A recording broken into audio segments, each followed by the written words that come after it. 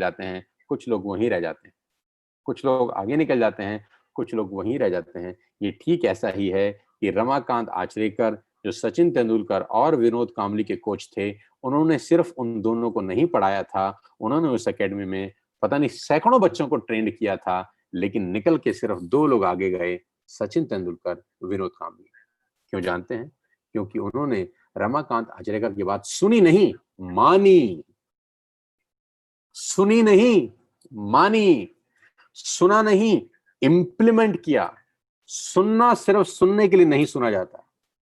कोई भी बात सुनना सिर्फ सुनने के लिए नहीं सुना जाता।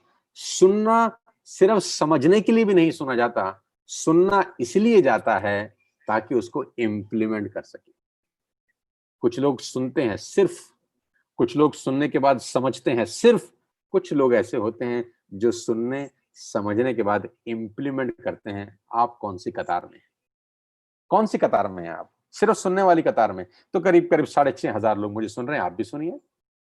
सुनने से करोड़पति हो जाते तो आज दुनिया सब करोड़पति हो जाती। सब सुनी तो रहे हैं, कान में थोड़ी ना रुई डाल के बैठा है कोई। सुनने के बाद समझते भी बहुत सारे लोग कि हाँ हाँ हाँ, आज शर्मा जी ने गजब बात करी, आज शर्मा जी ने क्या ट्रेनिंग दी। मैं जब भी ट्रेनिंग देता हूं मेरे पास व्हाट्सएप की बौछार हो जाती है, अरे सर मजा आ गया आज, अरे सर आपने क्या बातें बोली, अरे सर हमारी आंखें खुल गई, अरे सर ये कर दिया, अरे सर। आपको जब जब सुनते हैं सर एक अलग सी आग लग जाती है। सर हम क्या बताएं, आप कौन हो, क्या गजब बोलते हैं आप। हर बात कुछ नई होती है, हर बात का अंदाज कुछ अलग होता है, आपका तरीका कुछ अलग होता है। आज हमको सबसे अच्छा ज्ञान मिला, आज आपने कमाल कर दिया। ये बातें बोलते बोलते उनको 1 साल हो गया। मेरी हर ट्रेनिंग उनको सबसे बेहतरीन लगती है, लेकिन बदल नहीं रहे वो लोग। लेकिन वो बदल नहीं रहे, जानते हैं क्यों? क्योंकि सिर्फ सुनते हैं, सिर्फ सुनते हैं। कुछ लोग ऐसे हैं जो सुनने के बाद इंप्लीमेंट करते हैं। तो आज परीक्षा आपकी है कि सुनना है कि इंप्लीमेंट करना है। सुनना है कि इंप्लीमेंट करना है, परीक्षा आपकी है। पहली बात मैं आपको बताने जा रहा हूं अपने 20 साल के तजुर्बे से और वेस्टेज के 1 साल के एक्सपीरियंस से। आपने ये 5 बातें अगर जिंदगी में अपनाई, आप कामयाब हैं। किसी का बाप रोक नहीं सकता आपको आगे बढ़ने से। बात नंबर 1,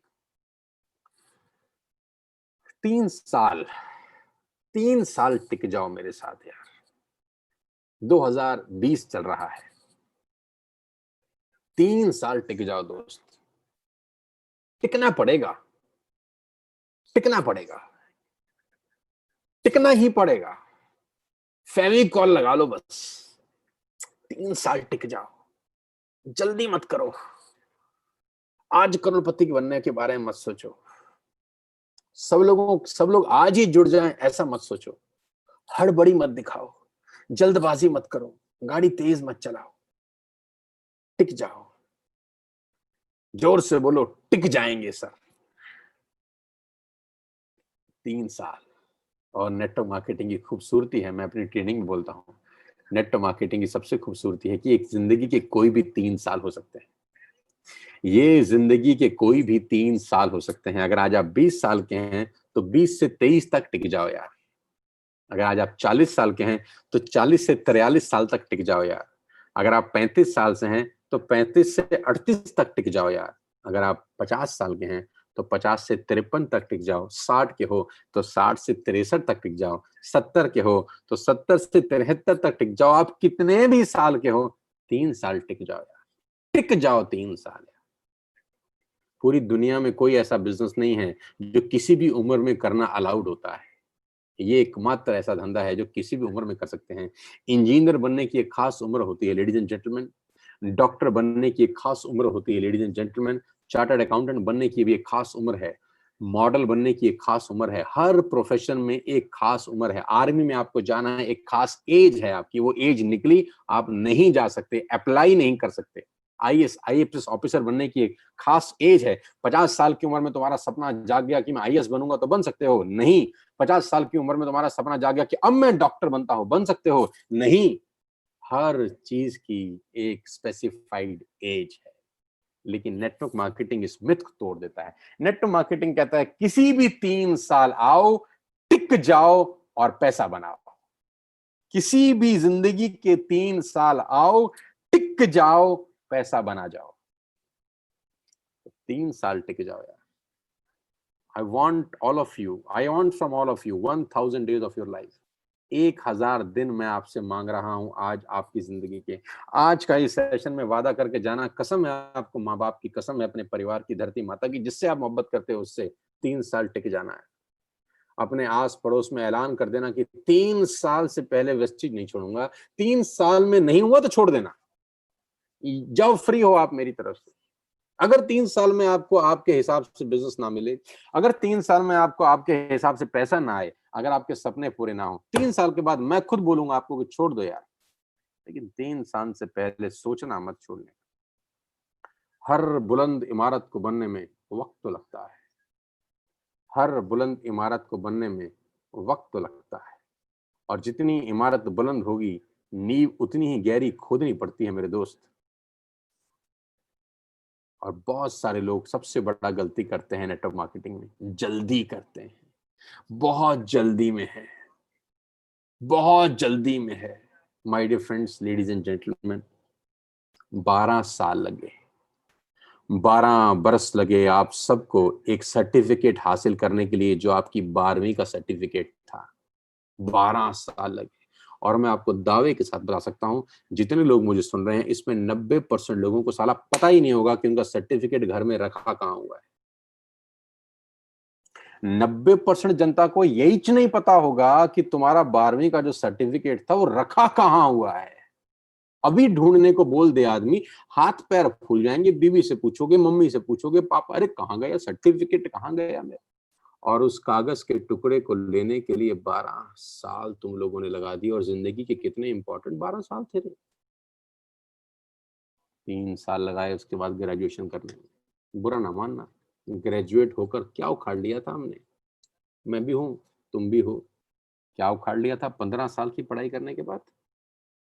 15 साल माँ बाप ने भेज दिया स्कूल में पढ़ने। और 15 साल स्कूल में जाने का मतलब ये नहीं था कि स्कूल में बस्ता लेके गए, साला स्कूल में डिसिप्लिन के साथ गए। 8 बजे पहुंचते थे, प्रेयर में बैठते थे, टाइम पे लंच करते थे।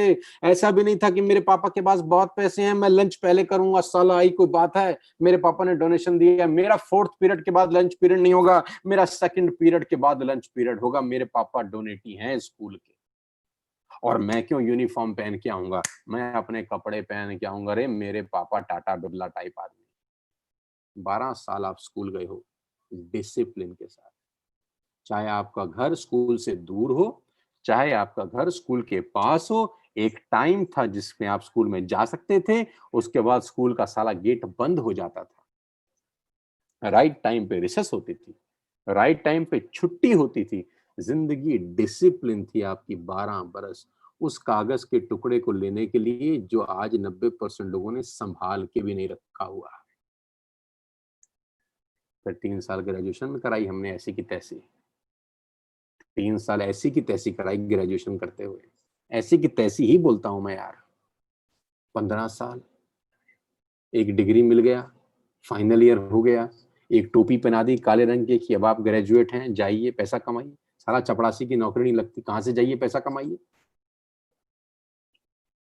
चपड़ासी का नौकरी नहीं लगता आज की डेट में ग्रेजुएट को, कहां से पैसा कमाइए। 15 साल लगे। फिर अब कोर्स करो, क्या करो, एमबीए करो, फिर 2 साल रगड़ो अपने आप को। क्या करो, एमबीबीएस करो, 6 साल रगड़ो, सीए करो, 3-4 साल रगड़ो, सीएस करो, 3-4 साल रगड़ो, एलएलबी करो, 3-4 साल रगड़ो, फिर रगड़ो। पहले 12 साल रगड़ो, फिर 3 साल रगड़ो, फिर 5 साल रगड़ो। और ये सब रगड़म पट्टी करने के बाद नतीजा साला ये है कि 10,000 से ऊपर कमाने वाले मात्र 8% भारतीय हैं। ये रगड़म पट्टी कराई है इन सब लोगों ने करीब करीब। कितने साल लगे यार, बहुत साल लगे, जिंदगी ना बदली। अब मैं आपसे पहला आवाहन करता हूं अपने सब दोस्तों से, और मेरा आवाहन बड़ा सिंपल है। 3 साल टिक जाओ। आज से 3 साल मुझे दे दो कि सर 3 साल वेस्टेज नहीं छोड़ेंगे, चाहे दुनिया इधर की उधर हो जाए, चाहे कितने ऑब्स्टेकल्स आए, कितनी परेशानी आए, प्लीज 3 साल मत छोड़ना। ये जब वो लेडीज प्रेग्नेंट होती है ना, जब लेडीज प्रेग्नेंट होती है, मेरी वाइफ भी प्रेग्नेंट थी, मेरी 2 बेटियां हैं, तो उनको ना मूड स्विंग्स होते हैं, मूड स्विंग्स समझते हैं। कभी कुछ मन करता है, नेचुरल प्रोसेस है, कभी कुछ मन करता है, कभी कुछ मन करता है। तो नेटवर्क मार्केटिंग में 95% लोग तो उस प्रेग्नेंट लेडी की तरह रहते हैं जिनके मूड स्विंग्स होते हैं। मूड स्विंग्स, काम क्यों नहीं, आज मूड नहीं है जी, आज मूड नहीं है जी। अच्छा जी, वाह जी, आज मूड नहीं है। क्यों मूड नहीं है जी? वो कल जी किसी ने मना कर दिया था जी, आज मूड नहीं है जी। परसों किसी ने मना कर दिया था जी, तुम्हारा तो आज मूड नहीं है जी। क्यों मूड नहीं है? अरे जी हमने ऐप में सामान डालना शुरू किया तो साला साबुन कम निकल आया, अब हम काम नहीं करेंगे, हमारा मूड नहीं है जी। हमारे तो पड़ोस का डीएलसीपी सामान नहीं देता, मूड नहीं है। सामान कुरियर नहीं आया जी, हमारा तो मूड नहीं है जी। मूड स्विंग हो रहे हैं जी ये तो, कभी मूड इधर कभी उधर। ये सिचुएशन ओरिएंटेड आदमी है। 95% लोग सिचुएशन ओरिएंटेड आदमी हैं। सिचुएशन अच्छी होगी तो काम कर लेंगे, सिचुएशन अगर इनके हिसाब से ना हुई तो साला ये कतई काम नहीं करेंगे, अपने अपलाइन का भी फोन नहीं उठाएंगे फिर। क्यों जी? मूड स्विंग है जी हमारा तो। इनके तो मूड के हिसाब से अपलाइन को बात करनी पड़ती है कि देख लो मेरी डाउनलाइन का मूड कैसा है, मूड अच्छा हो तो कॉल लगाऊं, मूड अच्छा ना हो तो कॉल ना लगाऊं, क्योंकि इसका मूड अच्छा नहीं हो तो मुझे ही सुना देगा ये तो। क्यों सुना देगा? अरे पिन कोड नहीं चल रहा है जी तुम्हारा, तो मूड स्विंग है जी। इतनी छोटी छोटी सी प्रॉब्लम। 95% लोगों को मूड स्विंग होते हैं नेटवर्क मार्केटिंग। मूड अच्छा है, सब अच्छा है। मूड अच्छा नहीं है, सब अच्छा नहीं है। लेकिन असली लीडर की पहचान मूड स्विंग नहीं है। असली लीडर सिचुएशन ओरिएंटेड बिजनेस नहीं करते, असली लीडर गोल्स ओरिएंटेड बिजनेस करते हैं। असली लीडर सिचुएशन ओरिएंटेड बिजनेस नहीं करते, असली लीडर्स गोल ओरिएंटेड बिजनेस करते हैं। मूड कैसा भी हो, साला गोल के पीछे भाग रहे हैं बस। मूड अच्छा ना हो तब काम करना ज्यादा जरूरी है कि साला जब मूड अच्छा होता है फिर तो कोई भी कर लेता है। फिर फर्क क्या हुआ 95% लोगों में और 5% लोगों में? 5% लोगों में यही तो महानता है कि जब 95% सो रहा है, ये जाग रहा है।